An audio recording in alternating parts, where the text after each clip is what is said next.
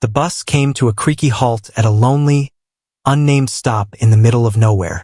The air was heavy with the scent of wild grass and dust, and the view offered nothing but an endless stretch of dirt road winding toward an uncertain horizon. Olivia stepped down first, gripping the handle of a worn suitcase, while her daughter Mia clung to her side, her bright eyes scanning the empty landscape. "Mom, is this the right stop? Where's the village? I don't see any houses," Mia asked, her voice tinged with confusion and apprehension. Olivia hesitated, her heart pounding. Was this where her new life was supposed to begin? Could this barren setting promise a fresh start after the storm of heartbreak, betrayal, and loss she had barely survived?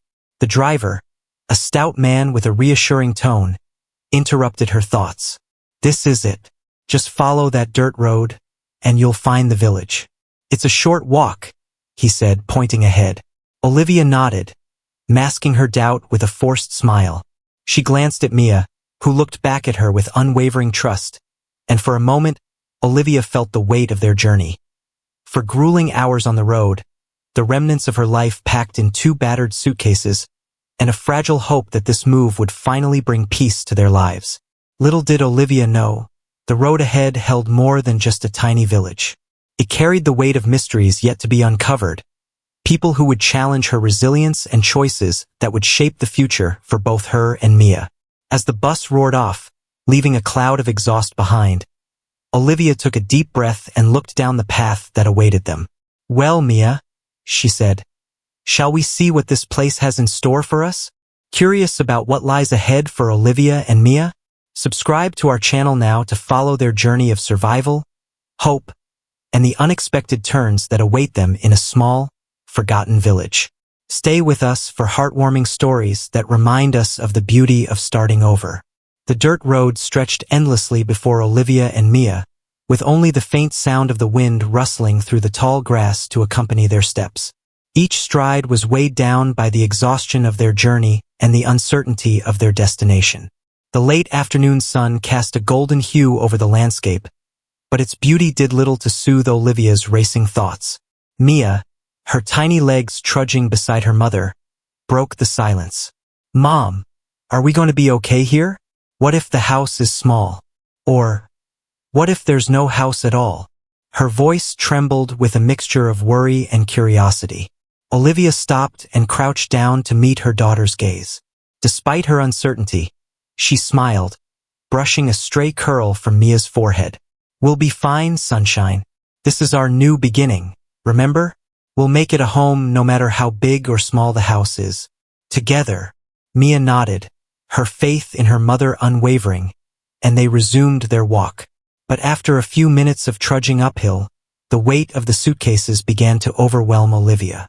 Beads of sweat dotted her forehead as she set the bags down with a groan, her legs trembling from exertion. "Mom, let me help," Mia offered eagerly, trying to lift one of the bags, but she found it too heavy for her tiny hands. Olivia smiled through her fatigue. "You're strong, but I think this one's got me beat, too," she joked, ruffling Mia's hair. As Olivia gathered her strength to continue, a low rumble in the distance caught her attention. She straightened up, straining to identify the source. The sound grew louder, accompanied by the unmistakable hum of an approaching vehicle. A bright yellow taxi emerged from the bend, kicking up a cloud of dust as it sped toward them. Olivia stared in disbelief. A taxi? Out here? Who would need a cab in such a remote place? The vehicle slowed and came to a halt beside them. A man in his late 30s, with kind eyes and a warm smile, leaned out the driver's window. "Need a ride to the village?" he asked, his voice calm and steady. Olivia hesitated, instinctively glancing at Mia, who looked back at her with equal uncertainty. But the driver seemed genuine, and the prospect of carrying those suitcases up the hill any further was daunting.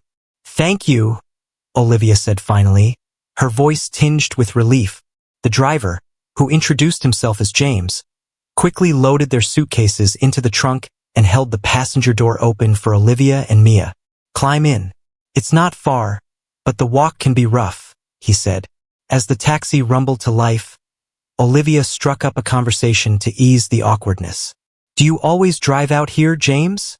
she asked, glancing out the window at the vast fields rolling past. James nodded. "I deliver medicines to the paramedic station in the village. It's a small operation, but they rely on me to stock them. It's a shame. There's only one doctor, and he's well past retirement age." Olivia's curiosity piqued. A paramedic station? In such a small village? James laughed lightly. "Surprising, isn't it? But it's a lifeline for the people here. The nearest hospital is hours away, and transportation is a luxury most can't afford." As he spoke, Olivia found herself admiring his sense of purpose.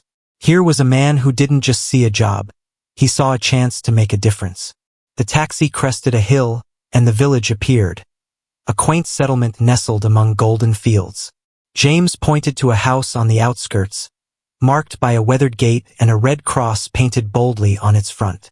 "That's your stop," he said, his tone shifting to one of hesitation. Olivia leaned forward, her heart sinking as she took in the sight. The house wasn't just hers. It was also the paramedic station James had mentioned. James stopped the taxi at the gate, unloaded the suitcases, and knocked loudly on the door. Olivia stood frozen, her mind racing. What did this mean? Was the house truly hers? Or was this some mistake? The door creaked open, revealing a stern-looking woman in a white medical coat. She eyed Olivia and Mia with a mixture of suspicion and irritation. "James, who are these people?" the woman demanded. "They're here for the house," James explained, gesturing to Olivia. "I thought I'd give them a ride since they were walking with all that luggage." The woman, Brooke as James called her, frowned. "The house? Are you sure about that? This is the medical station." Olivia, sensing the tension, stepped forward. "I inherited this house from a relative," she said, pulling out the notarized will from her bag. "I wasn't aware it was being used as a medical facility." Brooke took the documents reluctantly, scanning them with a sharp gaze. "Well, it's divided into two halves," she said curtly. "One side is the medical station, and the other is living quarters. The doctor uses it because his house burned down years ago." At that moment, an elderly voice called from inside. "Brooke, who's at the door? Has James brought the medicine?" Brooke rolled her eyes but stepped aside, motioning for Olivia and Mia to enter. They followed hesitantly, dragging their suitcases across the threshold. Inside, the air was filled with the scent of antiseptics and the faint hum of medical equipment. The voice belonged to Dr. Matthews, a frail man in his 80s, sitting in an armchair with a warm but weary expression. "Welcome," he said kindly, his eyes twinkling with curiosity. "So, you're the new owners of this house?" Olivia nodded, still clutching the documents. "I had no idea the house was being used this way," she admitted. "I'm sorry for the confusion." Dr. Matthews waved her apology away. "No need for that. This house had been empty for years before we set up the station. This village would have no medical care if it weren't for your relative's generosity." Brooke stood silently in the corner as they spoke, her expression unreadable. James had already left, and Olivia suddenly felt the total weight of their situation. Dr. Matthews' kind demeanor eased her nerves slightly. "We'll figure things out," he said. "For now, make yourselves at home. I'm sure this is as much a surprise to you as it is to us." Olivia smiled faintly, grateful for his understanding. But as she glanced around the room, she couldn't shake the feeling that their arrival had stirred more than just surprise. It had awakened tension and hidden stories that would soon unravel. As the evening settled over the village, Olivia unpacked their few belongings in the modest room Dr. Matthews had allocated them. The small room was neat and warm, with a window overlooking the fields bathed in the golden hues of the setting sun. Mia, ever curious, sat on the edge of the bed, her legs swinging. "Mom, are we going to live here forever?" she asked, innocent eyes searching her mother's face. Olivia paused, running her hand over the worn suitcase. "I don't know, sweetheart. For now, this is where we need to be. But forever," she smiled gently, "we'll see where life takes us."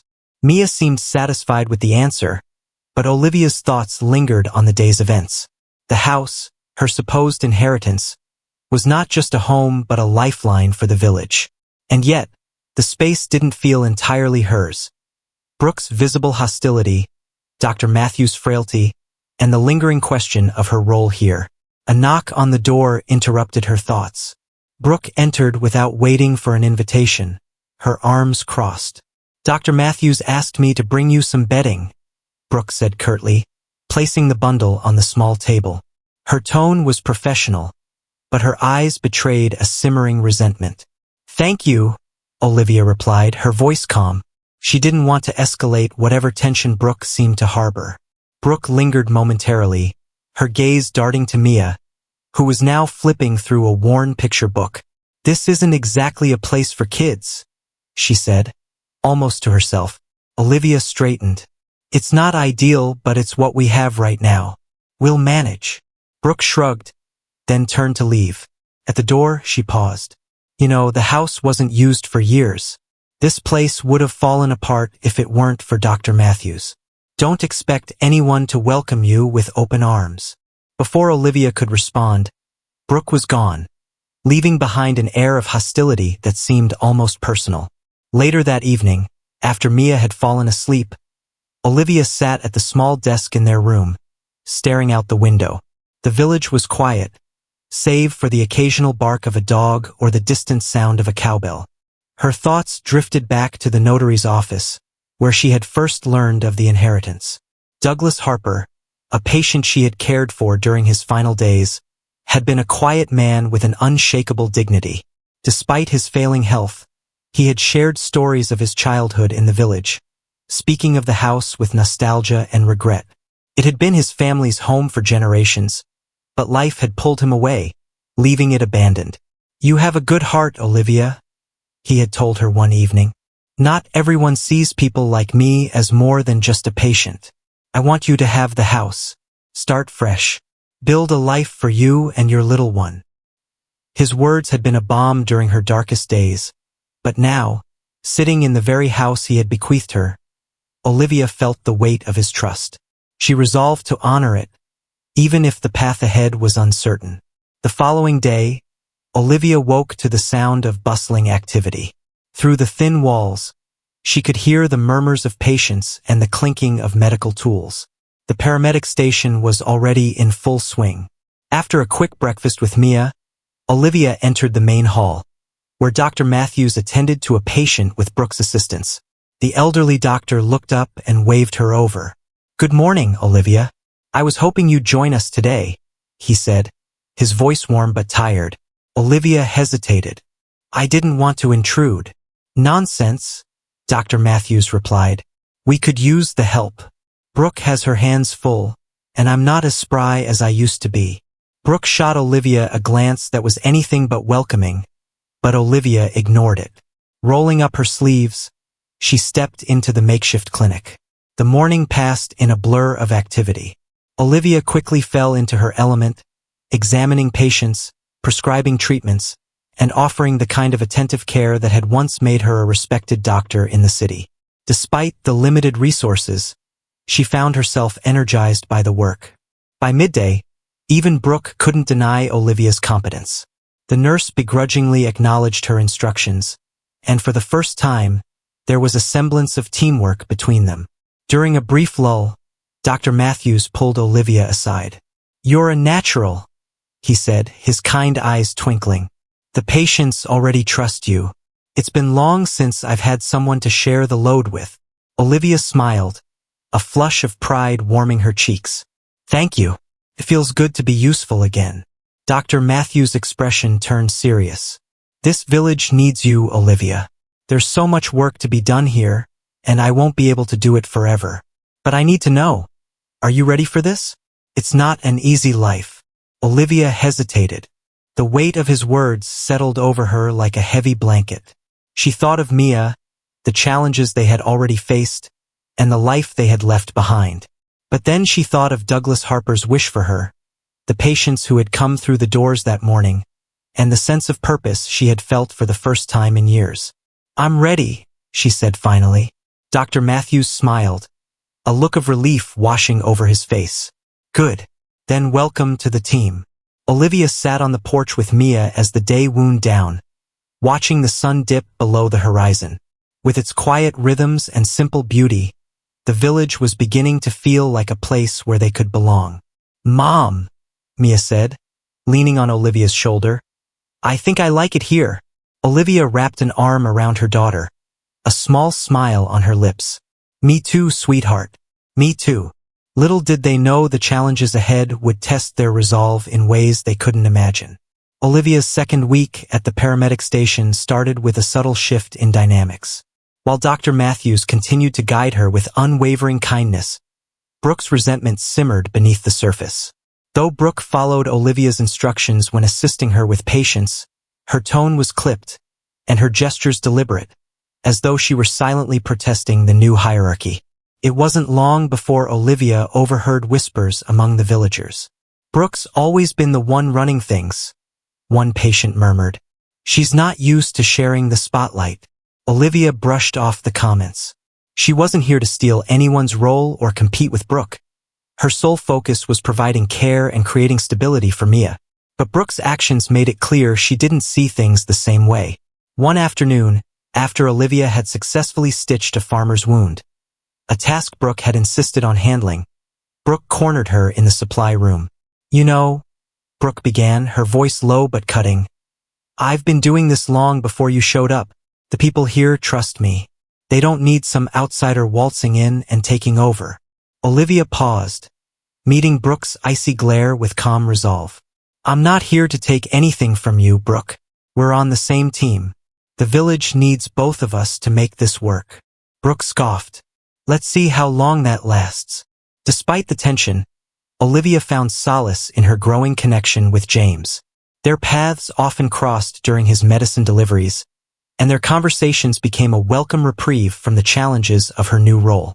One evening, James offered to walk Olivia and Mia home after a long day at the clinic. James opened up about his life as they strolled through the quiet village streets, illuminated by the faint glow of fireflies. I wasn't always a cab driver, he admitted, his voice tinged with pride and sadness. I used to work in construction, but after my sister and her husband passed, I had to raise my nephew, Tommy. Driving a cab gave me the flexibility to take care of him. Olivia glanced at him, surprised by the vulnerability in his tone. That's a lot to take on. You must love him very much. James smiled softly. He's my family. I couldn't let him end up in an orphanage. Their conversation lingered in Olivia's mind long after they parted ways. James' dedication to his nephew mirrored her struggles to provide for Mia. It was a quiet reminder that they were both navigating life's challenges, trying to build something better for the ones they loved. The following week brought an unexpected crisis to the village. A sudden severe flu outbreak swept through the settlement, overwhelming the paramedic station. Patients filled the small waiting area, their coughs and fevered murmurs creating an atmosphere of worry. Dr. Matthews, though determined to help, was visibly strained. His trembling hands made simple tasks challenging, and Olivia quickly stepped in to take the lead. Brooke, Olivia called, we'll need more supplies. Can you inventory what we have left and list what James should bring on his next trip? Brooke hesitated, her lips pressed into a thin line.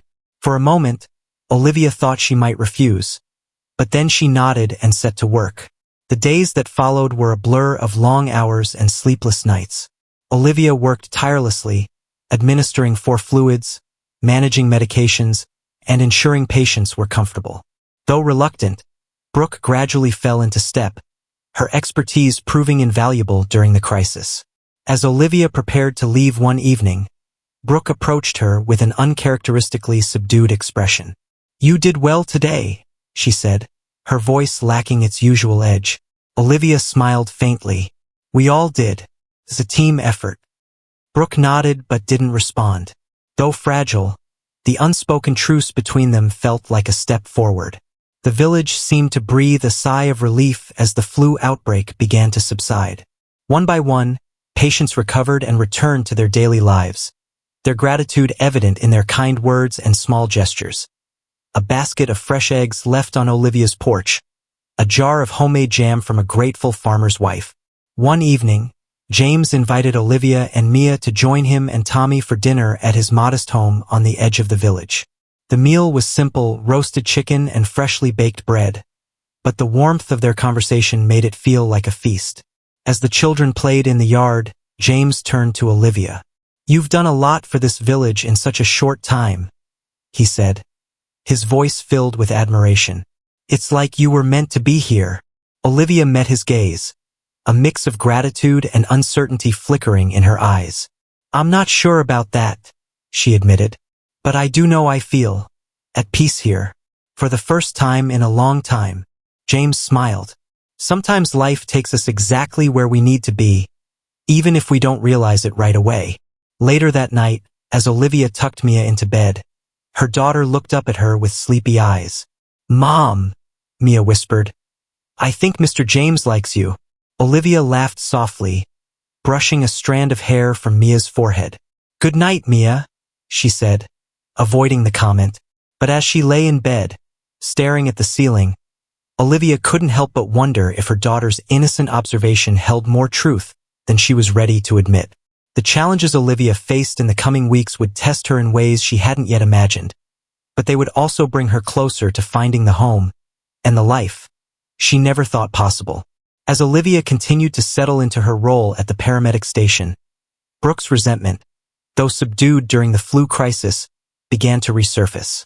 It was initially subtle, minor complaints about misplaced supplies or veiled remarks about Olivia's methods. But soon, her efforts to undermine Olivia became more pointed. One afternoon, Olivia noticed a group of villagers whispering near the station's gate.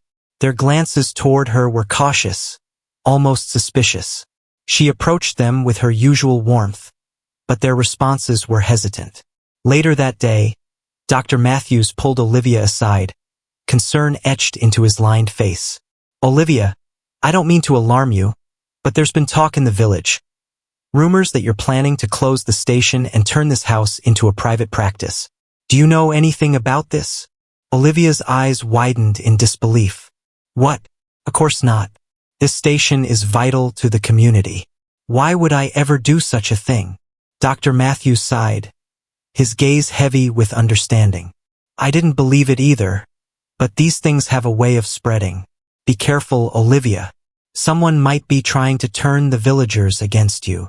Olivia's mind immediately turned to Brooke. It wasn't a leap to suspect her. After all, Brooke's disdain for her had been evident from the start. But Olivia also knew confronting her directly could backfire. Instead, she focused on her work and let her actions speak louder than rumors. A few days later, Olivia found herself alone in the station late at night, organizing patient files. The quiet was interrupted by a knock at the door. She opened it to see James, his face unusually serious. "I thought you should know," he began, stepping inside. "Brooke's been talking to some villagers, stirring up doubts about you. She's saying you're here to take over and don't care about the community." Olivia's heart sank. Why would she do that? Doesn't she realize we're all here for the same reason? James shrugged, his expression sympathetic. "Jealousy, maybe, or fear of change. Either way, you need to be prepared. People trust you, Olivia, but they also trust Brooke. You'll have to prove that your intentions are genuine." Olivia nodded, determination hardening her resolve. She wouldn't let Brooke's insecurities sabotage what she was building. For herself, Mia, and the village. The following week brought an opportunity for Olivia to prove herself. A young boy named Ethan was brought into the station with a high fever and difficulty breathing. His parents, visibly panicked, pleaded for help. Dr. Matthews, though eager to assist, was visibly overwhelmed. "I'll handle it," Olivia said firmly, stepping forward. She scrutinized Ethan, diagnosing him with a severe respiratory infection that required immediate intervention. Using the limited equipment available, Olivia stabilized Ethan and monitored him closely throughout the night.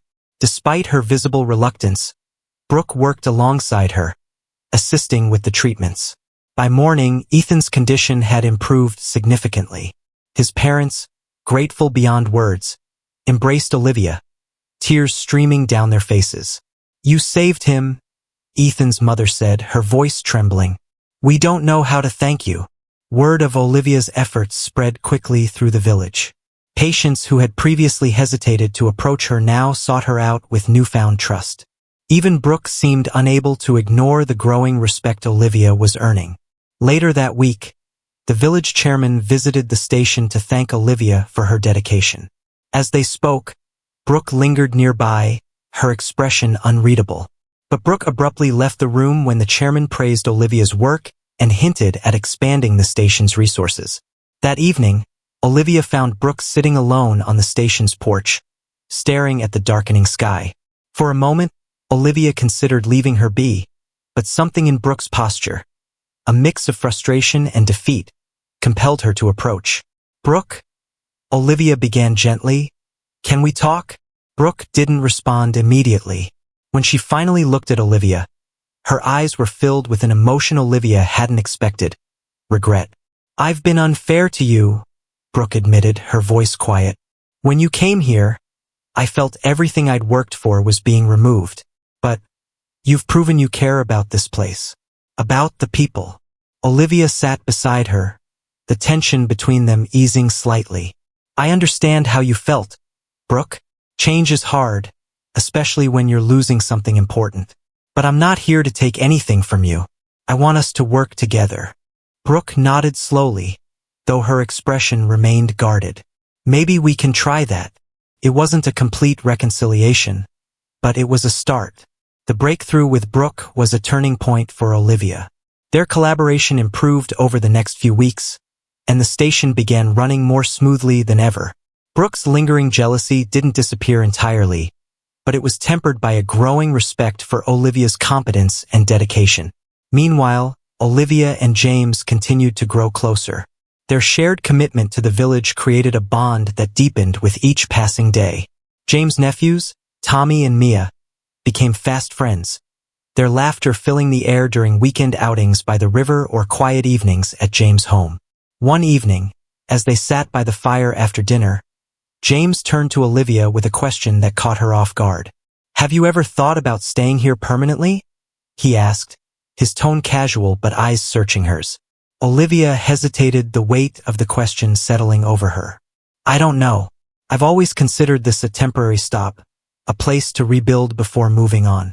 But it's starting to feel like home." James smiled. "Maybe that's because it is."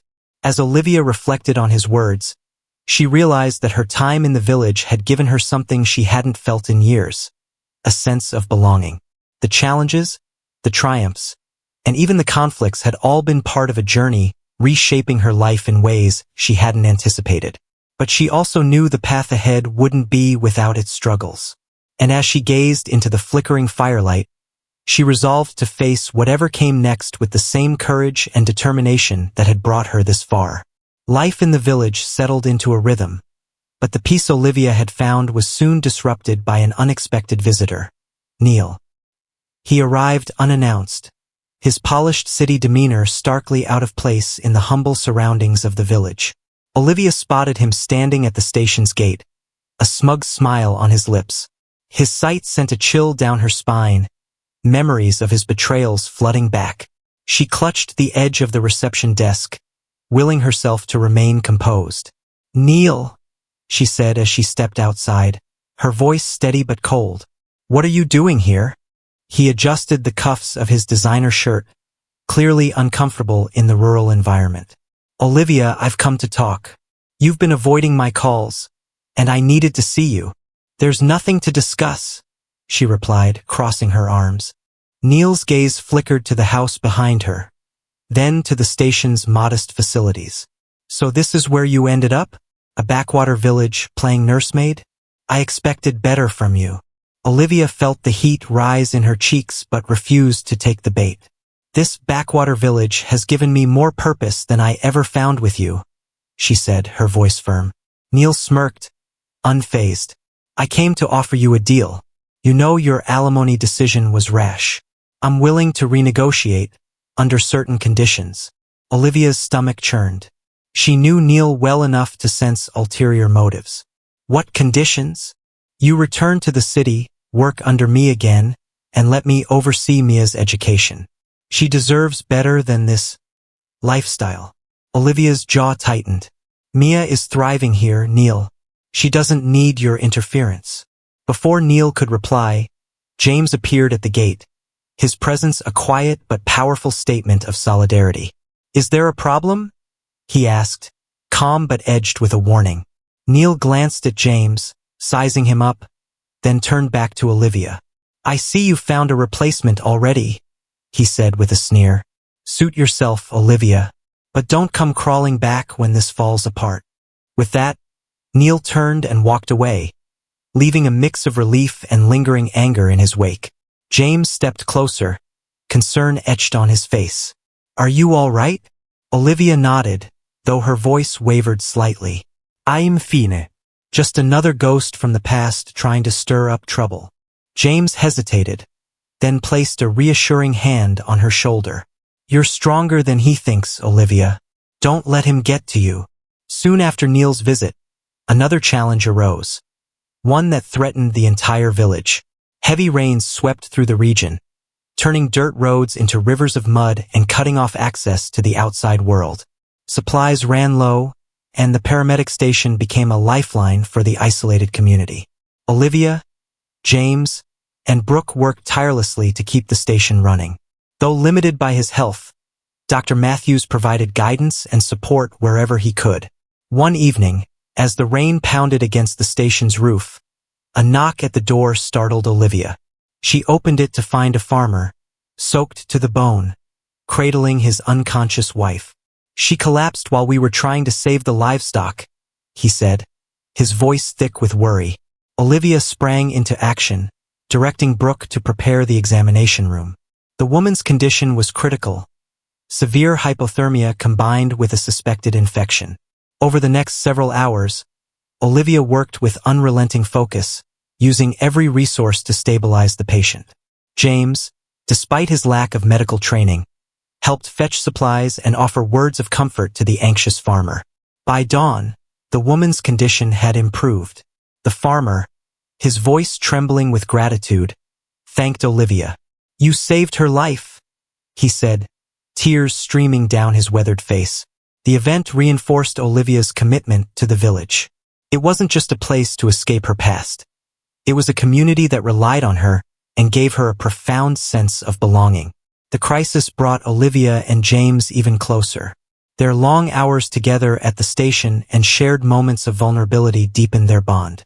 One evening, as they sat on the porch watching the rain finally subsided, James spoke with quiet conviction.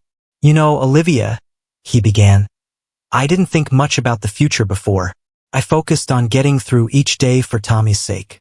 But now, I see something more. Something better. Olivia turned to him, her expression softening. Me too, she admitted. Their relationship, though still unspoken, was becoming undeniable. The connection they shared wasn't just about mutual support. It was the foundation of a partnership built on trust, respect, and the desire to create a better life. As the rains subsided and the village began to recover, Olivia reflected on how far she had come. She had arrived broken and uncertain, but her challenges had forged her into someone stronger, ready to embrace the life she was building. But as she looked toward the future, Olivia knew that her journey wasn't over. The village still needed her, and there were more battles to fight. Not just for herself and Mia, but for the community that had become her home. The village had begun to feel like a second skin to Olivia.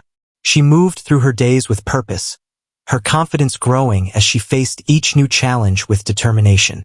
The community's trust in her was solidified because of her medical skills and the care and respect she showed everyone who came through the station doors.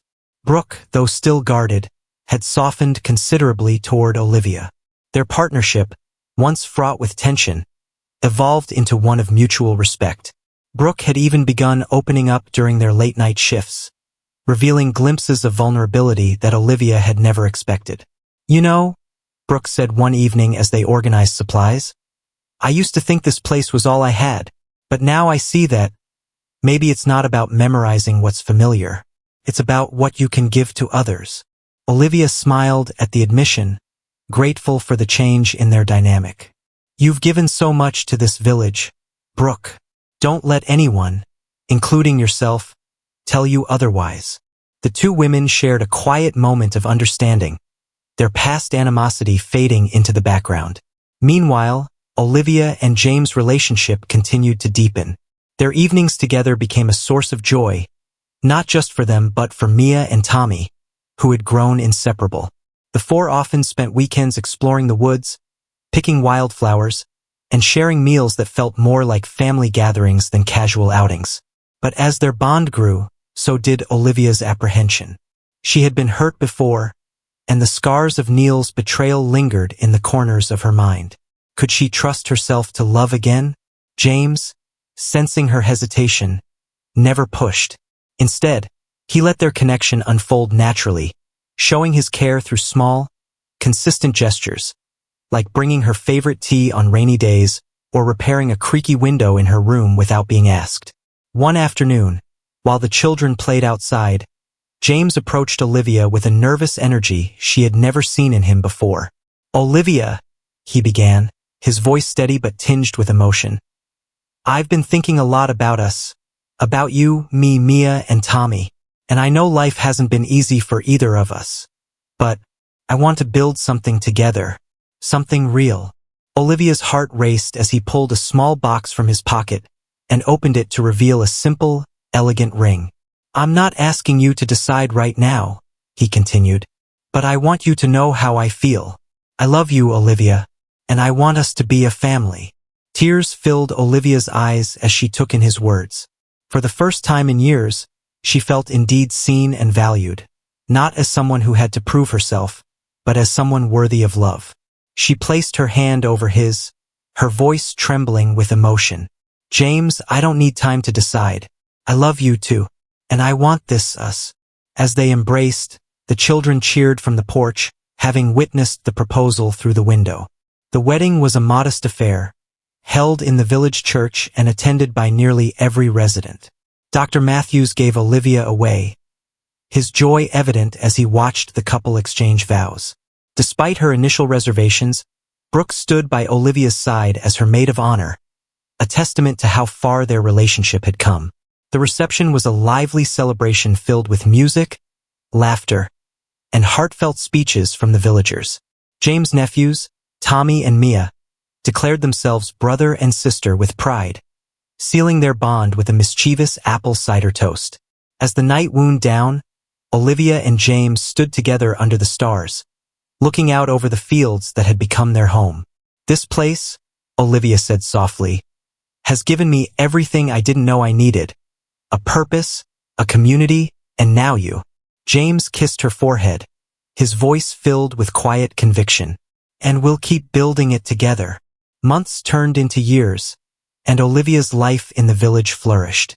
The paramedic station grew with the support of new sponsors, transforming into a small but well-equipped clinic that served not just the town but the surrounding areas.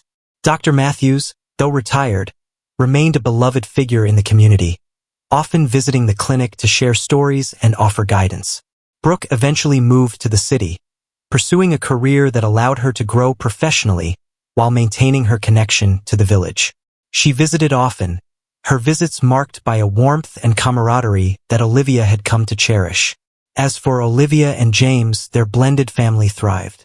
Mia and Tommy grew up surrounded by love, their laughter echoing through the village as a constant reminder of the joy that had taken root there.